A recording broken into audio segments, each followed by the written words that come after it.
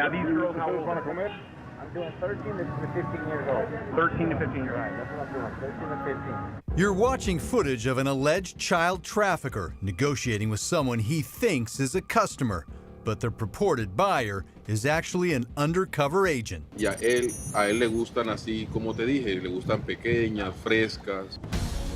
This remarkable video is featured in a new documentary called The Abolitionists. Crime Watch Daily's Melissa Moore goes inside the film, featuring ex-CIA agent Tim Ballard and his team of highly trained operatives who crisscross the globe, rescuing children from sexual slavery.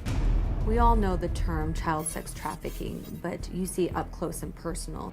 You know, I sometimes like to use the term child sex slavery, where they force them to do sexual acts on video.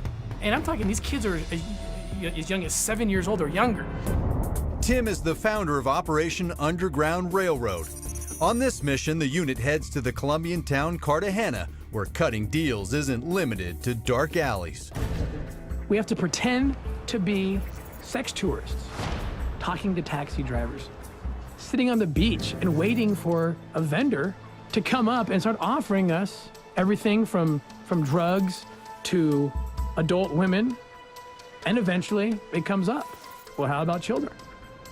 At that point, we tell them that we want to have a party. We want to have a sex party, and we want children to be the objects of lust for this party.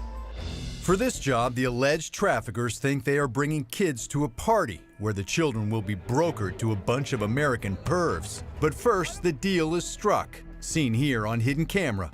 Le va a gustar al jefe. Oh, sí. Sí, sí, sí. ¿Cuántos años tiene? The big night comes. Tim and his agents spin an elaborate web. No detail is left to chance. We're gonna make a sign that says Feliz Cumpleaños a Maria. We'll get some balloons. Those girls can do that. Yeah, so we're gonna put that on the door, just in case, and that's for looky-loos outside who see 30 minors walking into a house. Tim briefs the team on how the sting will unfold. The rendezvous point, which a lot of you know is the hotel at the end of this street. Don't talk about that outside this room. Then it's party time. The girls are herded like cattle. Traffickers thinking they're about to make a ton of cash, charging $300 per girl and $1,000 for a virgin. Everyone's coming in. Pequeña, le va a gustar al jefe. Oh, sí, con los shorts. Sí. Eso es. ¿Cómo se llaman? Una piscina ahí, comida también tenemos. ¡Hola, muchachas! 14, 12, bien. Ah. ¿La de 14? ¿Qué La, hace? sí.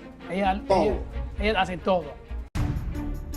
The traffickers, in addition to the 12 and 13-year-old girls, brought these adult prostitutes who kind of hovered over the girls, kind of groomed them, showed them what they're supposed to do, and kept an eye on them. And these poor little girls are kind of mixed and mingled within this larger body of adult prostitutes. Then on cue, Tim tips his glasses, giving the Colombian cops the signal to raid the phony party.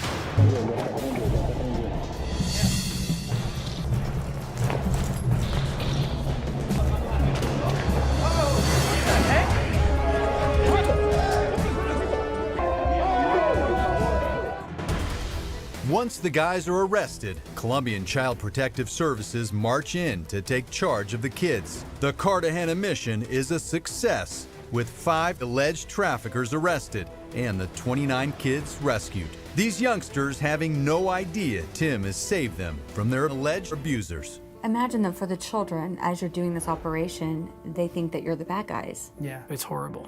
It's one of the most difficult parts of the job, because to maintain our security, we get arrested with the rest of the actual bad guys. Have you ever seen a child realize that you were their rescuer? One time, it was October of 2014.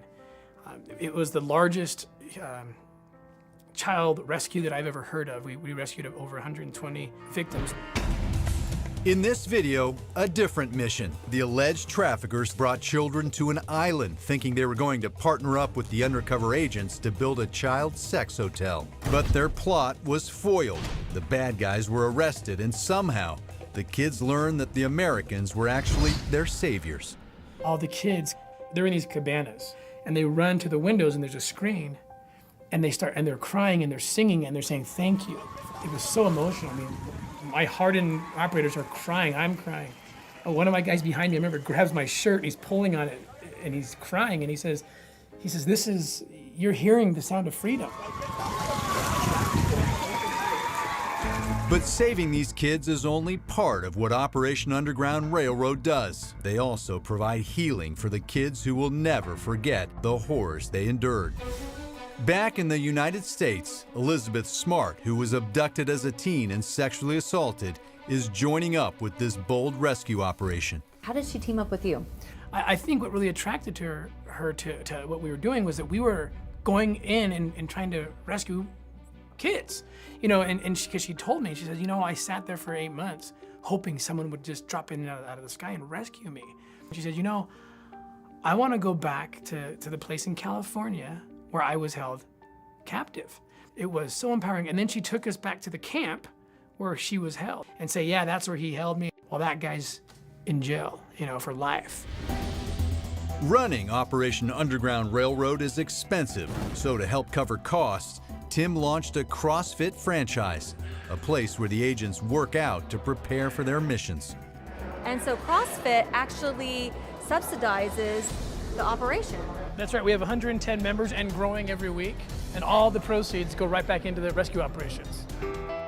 And some of the money is used to help victims move on to a better life. We have victims who aren't even aware of what opportunities are in front of them. What can they do? We have victims who want to become a beautician, who want to go back to school and learn trades. So we can help provide those education services that they need. Después de eso quiero estudiar turismo porque me gustan los idiomas y ese es mi sueño. During the making of The Abolitionists, 57 children were rescued, and 7 criminals are now facing prison sentences from 20 years to life. And while the film documents a moment in time of humanity at its worst, beyond the cameras, Tim will continue fighting to save its most innocent victims.